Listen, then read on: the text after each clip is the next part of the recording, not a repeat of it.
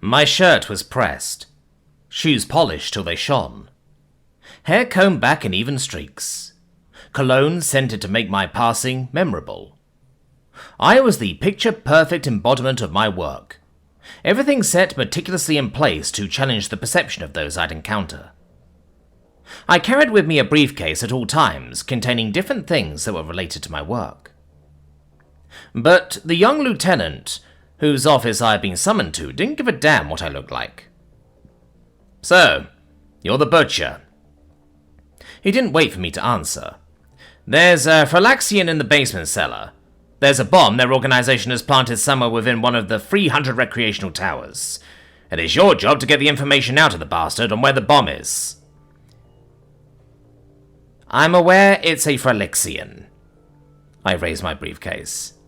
"That's why I brought this." "It's good that you have no problem with getting a little Fralaxian blood in your hands. We've been questioning him all night, but to no success." "Physical harm won't work on a Fralaxian," I said. I knew everything about every species that was part of the Galactic Federation. Fralaxians were tricky. Their ways of life put heavy importance on things that might seem mundane to humans.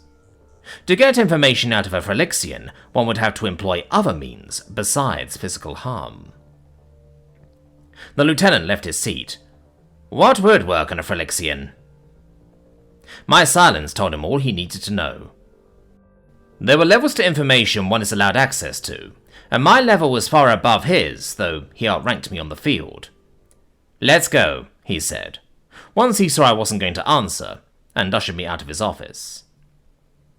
Down we went, beneath the lower levels of the building, to the basement, where I found the Fralaxian chained to a chair, with another chair empty and opposite the Fralaxian, with a wooden table between.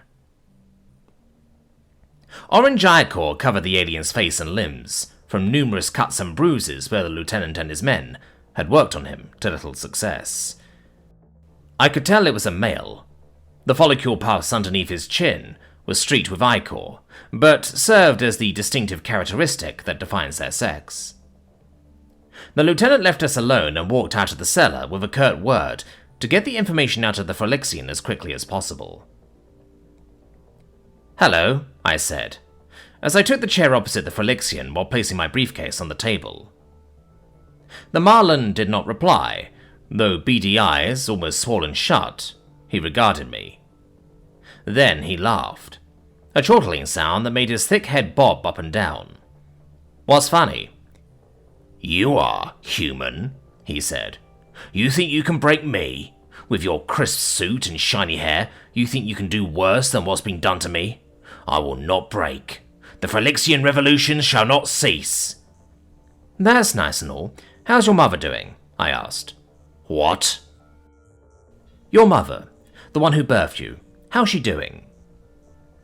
I opened the briefcase and took out 2 glasses and a packet of milk. The Fralaxian watched as I ripped the packet and poured 2 glasses of milk. There were some cookies on the side of the briefcase and a plate. I placed the cookies on the plate, making sure they don't touch, and placed the glass of milk and cookies before the Fralaxian.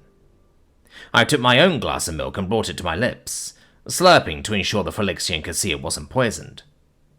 I took 1 cookie and chewed on it as I observed the Fralaxian. "Is she okay, your mum?" "Yeah, she's okay," the Fralaxian said, weary as he was. With a trembling hand, he brought the glass of milk to his mouth and drained half of it.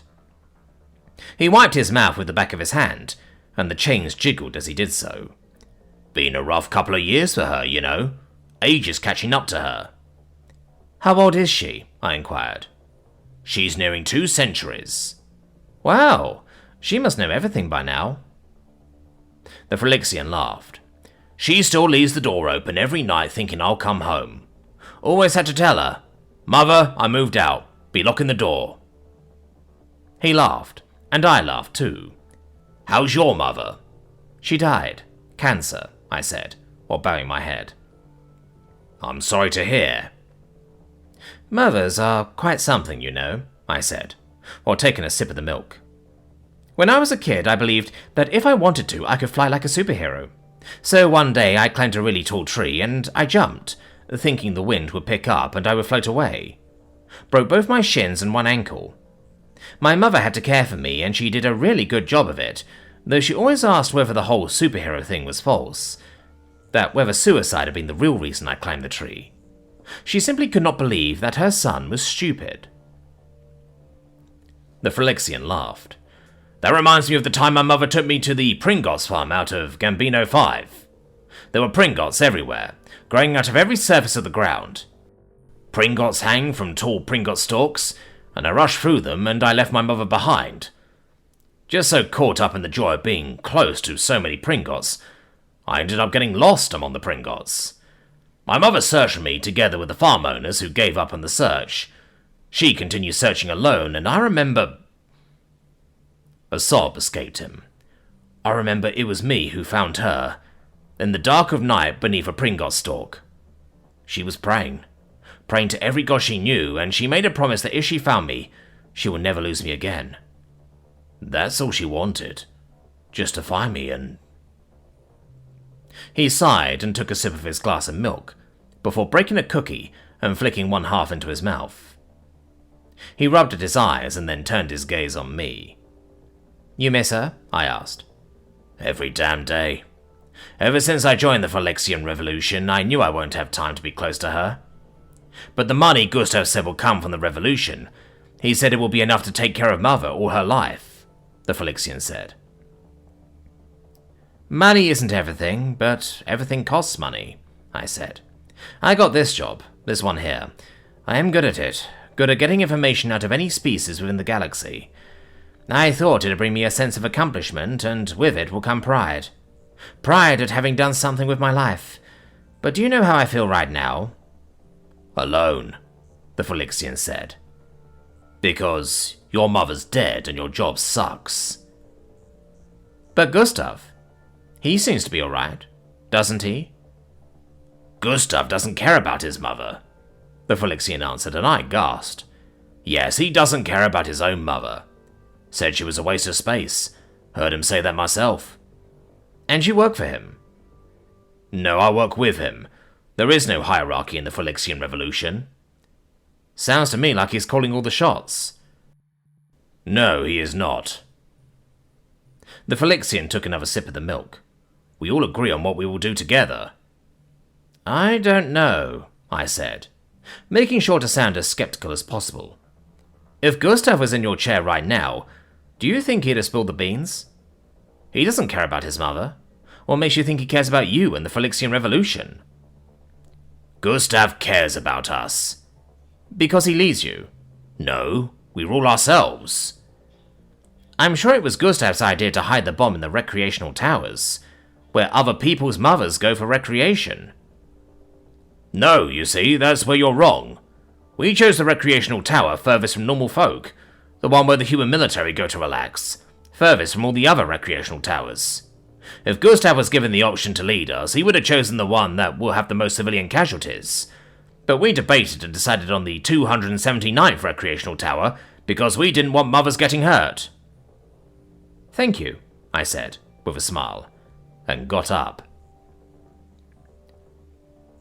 Well, I'll be damned, the lieutenant said. You got the info out of him without even leaving a scratch on him. It's my job, I answered. How did you do it? The lieutenant asked. It wasn't my place to share trade secrets with him, but I was in a jolly mood. Frolixians are a lot like humans. They breastfeed and form bonds with their parents. But Frolixians, their minds can be influenced using a solid item as a sort of a bond to a mental or emotional item. If a Frolixian drinks milk and talks with their mother, they'll be more invested in what they have to say, just as the taste of salt water will have over them indulging in talk of the sea with greater ease, I said. You gave him milk? Yes,